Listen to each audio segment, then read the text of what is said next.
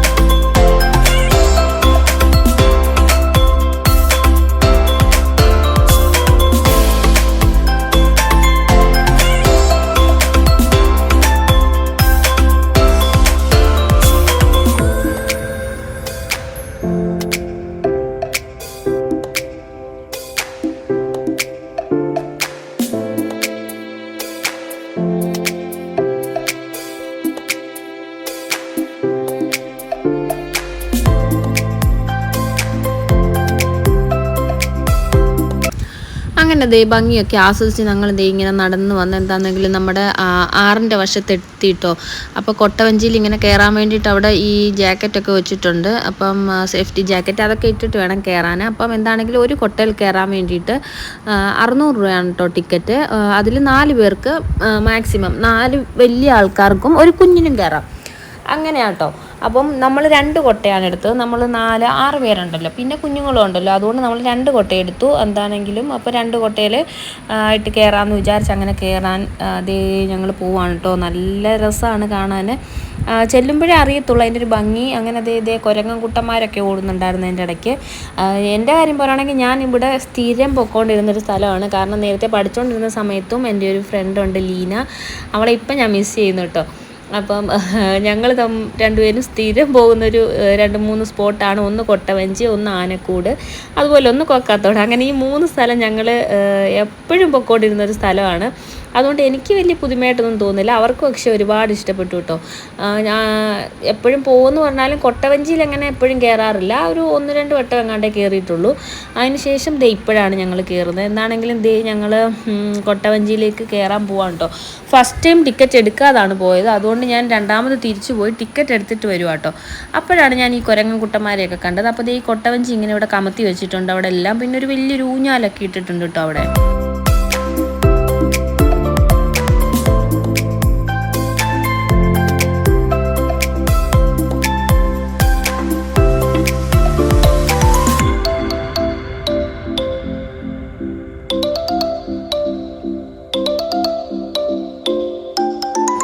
അങ്ങനെ ഞങ്ങൾ ജാക്കറ്റൊക്കെ ഇട്ടു കൊട്ടവഞ്ചി കയറാൻ വേണ്ടിയിട്ട് പോവാണ്. അപ്പോൾ എല്ലാവർക്കും ഇട്ടിട്ടുണ്ട്. അപ്പോൾ സഹറാക്ക് എന്താണെങ്കിലും ജാക്കറ്റ് കൊടുത്തിട്ടില്ല. അപ്പോൾ എന്താമ്മ എനിക്ക് തരാത്തത് ചോദിച്ചുകൊണ്ട് നിൽക്കുന്നുണ്ട് കേട്ടോ ആൾ. എന്താണെങ്കിലും ഭയങ്കര ഹാപ്പി ആയിട്ട് എല്ലാവരും ഞങ്ങൾ ജാക്കറ്റൊക്കെ ഇട്ട് പോകാൻ റെഡി ആയിട്ട് ഇങ്ങനെ നിൽക്കുകയാണ് വഞ്ചി കയറാൻ വേണ്ടിയിട്ട്.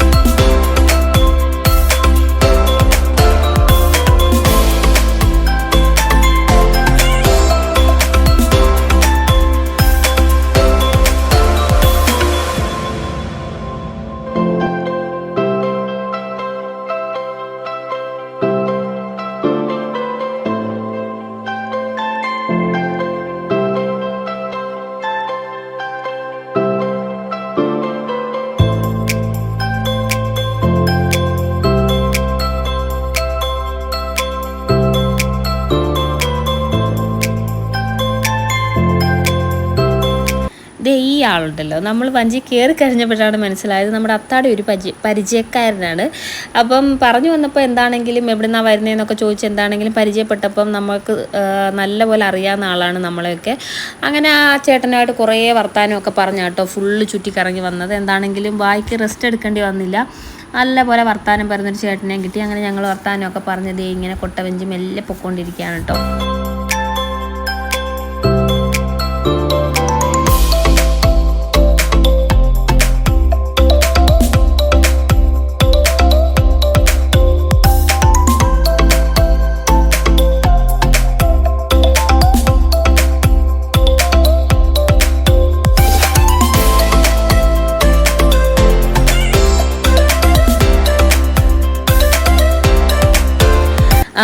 അങ്ങേ കരയിൽ പോയിട്ട് തിരിച്ചു വന്നപ്പോൾ ഞങ്ങളോട് ചോദിച്ചു കൊട്ട കറക്കട്ടെ എന്ന്. അപ്പോൾ എന്താണെങ്കിലും കറക്കിക്കോളാൻ പറഞ്ഞു. എന്താണെങ്കിലും കറക്കാൻ തുടങ്ങിയപ്പോൾ ഞങ്ങളുടെ കൊട്ട ഭയങ്കര സ്പീഡിൽ കറങ്ങുന്നുണ്ട് കേട്ടോ. കാരണം നല്ല വെയിറ്റുള്ള ആൾക്കാരാണല്ലോ ഇതിലിരിക്കുന്നത്, അതുകൊണ്ട് അധികം ബുദ്ധിമുട്ടേണ്ടി വന്നില്ല. ചേട്ടന് നല്ല പോലെ കറക്കി. ഞങ്ങൾ എന്താണെങ്കിലും നല്ല ആസ്വദിച്ചെല്ലാം കറങ്ങി ഒരു വണ്ടർലായി പോയ ഫീലിലൊക്കെ ഞങ്ങൾ അതിനകത്ത് ഇരിപ്പുണ്ടായിരുന്നു കേട്ടോ. എല്ലാവർക്കും ഇഷ്ടപ്പെട്ടു. എന്താണെങ്കിലും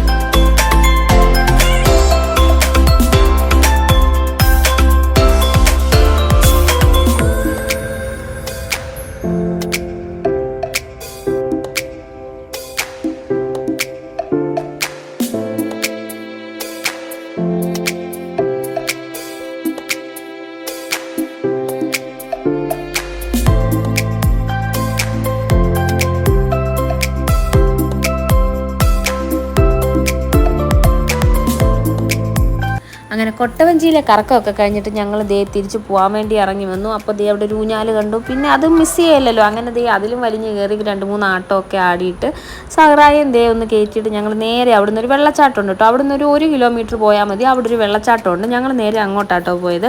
അതുകൂടെ കണ്ടിട്ട് അങ്ങ് പോകാമെന്ന് വിചാരിച്ചു. അങ്ങനെ അവിടെ ചെന്നപ്പോൾ നല്ല വെള്ളം ഉണ്ടായിരുന്നു, അത്യാവശ്യം ആൾക്കാരും ഉണ്ടായിരുന്നു കേട്ടോ, എല്ലാവരും നിന്ന് കുളിക്കുന്നൊക്കെ ഉണ്ടായിരുന്നു.